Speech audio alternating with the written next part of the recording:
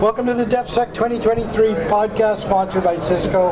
I'm Alan Dale. With me as always, my good buddy Jerry Carew. We are Gale Force Winds. Coreen, why don't you go ahead and introduce yourself and tell us what you do? Sure, no problem. I do lots of things, number one. Okay. Coreen Bouchard. I started my career at age of 12. So, 29, 39 right now. Just kidding. Okay. Founder of a company called PureLogic IT Solutions. We're an Ottawa-based value-added reseller for IT components. We go across Canada and focus on the government industry, so very heavy in defense, secret, and top secret networks and above.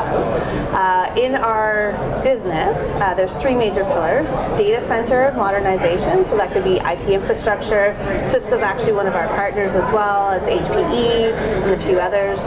We do a lot of application modernization to cloud or not to cloud, AI, all those kind of questions. The second part is deployable kits. So that could be either Army or Air Force, and we're working really hard to get it to the Navy and submarine programs as well. And the third part is cybersecurity, but not cybersecurity as you think of it, more offensive type cybersecurity. Red team, blue teaming with a little bit of purple teaming in there, and it's all wrapped around IoT and defending and stopping cyber attacks on Canada's soil and potentially abroad. Wow. Yeah, so kind of cool. You created all that by yourself and then brought a team on.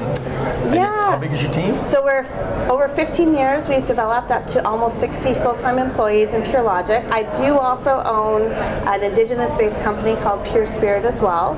And we have gone from a team of 1 to 2 to 7 right now.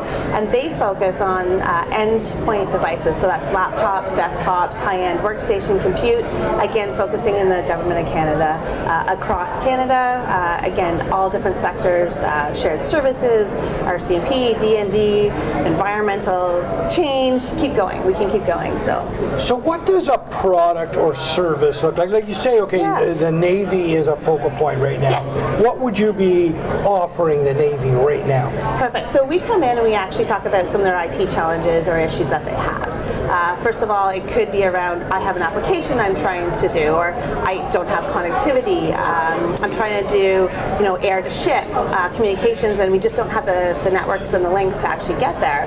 We actually bring in our engineers. So we have a great staff of engineers. We have some in the Atlantic region as well that will come in and help qualify. What are you actually trying to do? What's your problem you're trying to solve as a business or on the ships?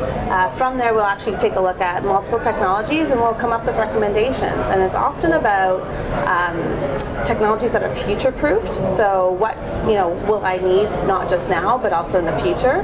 And then we go to that procurement arm, which is so near and dear to everybody's heart. How do you actually get that? And is that through standard procurement methods or working with Government of Canada, or is it working with some of the defense SIs that are here in the Atlantic region, which we're hoping to get into?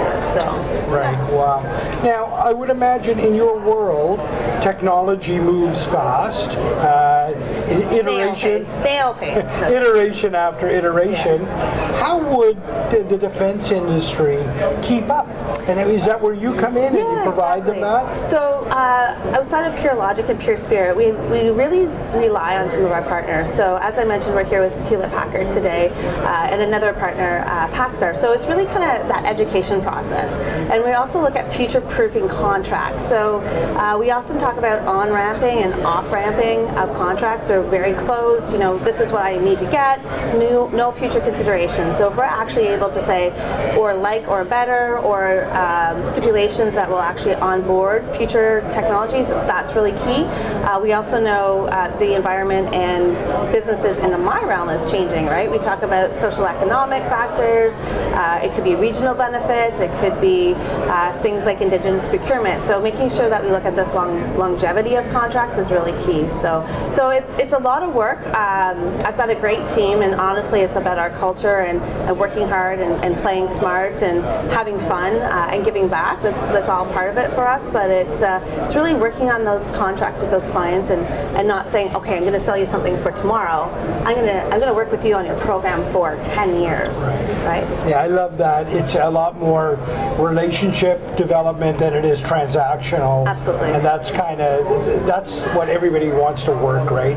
In that space where you have a partner, right? It's partner. And so So we talk about our family. You can't see here, but I've got 3 or 4 other Pac-Man suits sitting here watching me right now, and I just appreciate. They're noisy too. I know, they're great. They're great, right? So what is the story behind the Pac-Man suit? Well, listen, did you guys play Pac-Man as kids? I did. I'm much younger than him though. Oh, okay, perfect. So I wasn't born yet, right? Yeah. No, I'm just kidding. So at the end of the day, I think that Pac-Man was actually the first AI. So that ghost learned from your moves and try to catch you, right? And you go from level 1 all the way up to 256 levels. And did you know that you actually can't finish the game because it crashes? So if you actually try to get all the way up there. So for us as an IT company, it's always about that longevity, like that new ideas. And for us, coming to trade shows are great, but IT can kind of get boring sometimes. And for us, it's kind of relating that story back to the common user, which again, we all played Pac-Man as kids. You talk about the culture of your company, and you talk about your team. You mentioned team, right? Tell me about that. What is that culture? What is that? What is it all about? Yeah, so we have a really extensive hiring process. Actually, it takes a lot to kind of get through the door, and once you come in, it kind of feels that CAF experience where you're part of that family. And I actually brought you guys a couple of stickers, and these are stickers that we created on our 10-year anniversary, so about 5 years ago, and it symbolizes who we are. And we actually see that team as an extension of our clients, our partners, and then obviously ourselves, right? So it's actually a 3-pronged approach. So on these stickers, you can take a look at what it is. It's got the Canadian flag with circuit boards behind it. That's part of our team. We're part of the IT industry, so that's a joint team. We have a lock on it to talk about security. So we have to look at the security of what we do. And then on the bottom of that, there's a word, and it's actually done in Morse code. Morse code. And what do you think that might be? I've been out of the Navy 35 come on, years, guys. so come on out. Putting him on the spot now. The A? Yeah, you got an E in there. I'll short circuit it for you. So it's called family. And so when we talk about culture, we talk about that as a whole. And so, we're a small industry here. The defense industry is very small in Canada. We have to support ourselves, and that is that culture base that I talk about. Wow, that's fantastic. There's one other thing I wanted to kind of talk a little bit about. You talked about cybersecurity, but more of an offensive look on it. Just dissect that for us a little bit. Okay, so we're sitting in a room right now. We're using cameras, microphones. There's technology, all throughout, right? Lighting systems, heating, cooling, you name it. So that actually is hackable. And so if we want to take a look at how do we control society, there's lots of current events right now in the world, and they're able to kind of win and lose wars based off, changing some levers. And from a cybersecurity perspective, in the OT world, operational technology, that's absolutely what we have to start protecting, and that's a huge marketplace. And we see that in Atlantic Canada specifically, where we want to come in and do that. But how do we actually protect against that? How do we stop those, nation-state threat actors from coming into Canada? And then how do we actually teach our Canadian soldiers to get out there and stop that effectively, and work with our 5I nations to be a leader in that? So PureLogic actually is doing some really cool programs. I can't tell you exactly what we're up to, but it's been a great couple of years. Emerging as a leader, I'd say, with our 5I partners too. So. Wow. Yeah. I guess I get more questions. Yeah, keep going. I'm good. I got a few. What drives your passion in all of this, and what's your background, and how did you get from age of 12 starting working to here? I think that was 10 questions there. That's okay. I got them all. I get this asked all the time. I am a college. I never finished my college, so I went through the business admin program. And I think, like many entrepreneurs, we just can't quite finish it. You can get 3/4 through, but not to the end. For me, I had an experience in the sales realm in IT at a very young age, and I took that and ran with it. And 12, right? 12, exactly. So at like 15 and a half, I had this opportunity to make a massive change. My company I was working for was being sold, lots of job offers in the marketplace, and I had a partner come to me and say, I think you can do this, Coreen, and we will back you. We'll help you with a business plan. We'll help you in terms of some credit facilities, all that kind of stuff. So I went with that. at the time, I was just recently married, at 15 and a half to my husband, no kids. It was the right opportunity, so I ended up going and we ran with it. And it was called commitment from day one, knowing that I invested into myself and my teammates over and above anything else was key. And there was a lot of years and listening to ideas. Some of my team members are, actually most of them are way smarter than I am, to be honest. And so listening to their contributions, enabling them to make decisions has been key. So it's punching above your weight class, but having a plan, executing on it, listening to what people are saying, and just going with it. And your clients take you there. So at the end of the day, I wouldn't be where I am if there wasn't a need for what we're doing. So just following your client's passion. So passion, it's about outcomes. It's about what am I helping them do. So. Prior to hitting record on this, you did tell me you ran into a bit of a rough patch. Yes. Not to delve totally into all the details, but it's amazing to me how someone like yourself gets into a little bit of trouble in the business world, and then you come out of it. Talk a little bit about that. Yeah, so there was a point in 2015 that the government changed from conservative to liberal, and there, unbeknownst to small medium enterprises, there was a bit of a freeze on. We didn't see that coming. We also had the U.S. exchange rate change with Canadian, and there was about 40% of our business is U.S., so we have to hedge 40% of our revenues off of U.S. and Canadian exchange.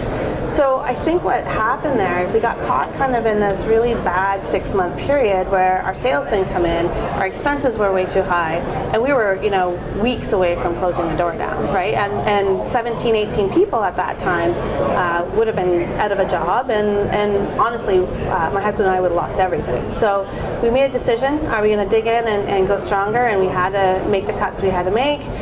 We had a 43 line item budget that we went in between Christmas and New Year's that we made decisions on with our CFO, and we executed over 2016. We focused on what we wanted to sell, so that when we talk about our defense clientele, we said, okay, we're going to get rid of the noise and we're going to go really deep here. So that was pretty exciting, and at the end of 16, the goal was, if we get to the end of 16 and hit targets, and basically break even, we'll know that we have this business under control. And we did that. And from there, we kept focusing and we kept growing. And then every 2 to 3 years, we pause. And then we kind of, because our growth is so high, then we have to kind of reestablish and put some more management in place, more processes, whatever that might be. And then we can keep that growth path going again. So it's been pretty cool. Wow. What a journey. Yeah. What are you most excited about for DefSec 2023? Being here. I wasn't here last year. The whole idea of actually coming and building out the Atlantic region, we've got, like I said, 2 great resources that I personally have known one of them for over 20 years. We've got our team, our partners here, and actually showing up, meeting people, being able to talk about the story, making connections. We know we have something to bring to the Canadian Armed Forces and hopefully the Navy and beyond. So it's just actually being here to me it's cool to see. And we've got lots of experience with CANSAC, but this is different. This is a small town. Show, yeah. Different show, isn't it? It's a little bit more intimate. You get access quicker here. It's good. Yeah, and it's I think more B2B, and that's good too.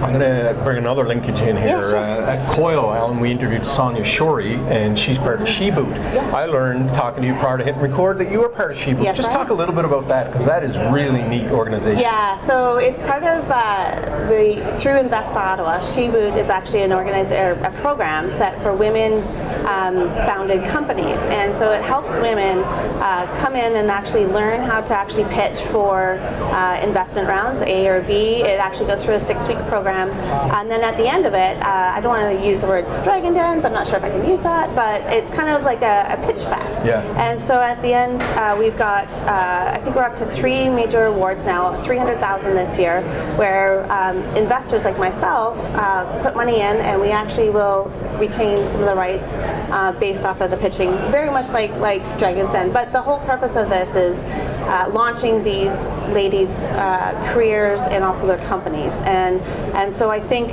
from that, the social engineering behind it is that they're going to create more jobs. They're going to hire more women. And in generational change, their daughters might actually be able to access money, funding, intelligence, generationally. So it's been great. I've been lucky to be with Sheboot for 3 years now, pretty much since the beginning, and I've absolutely loved it. So you're not a dragon, you're a she-booter. I'm a she-booter. I need better shoes, she-boot shoes. I have to tell you, it's been an absolute pleasure Thank you. to be in conversation with you. Your passion, it's unbelievable. It's just, you want to gravitate towards you to be a part of this. So thanks very much, and I wish you much success with the Navy here. Thank you so much. And again, being in the Atlantic region, happy to be here and appreciate your time today, gentlemen. So great.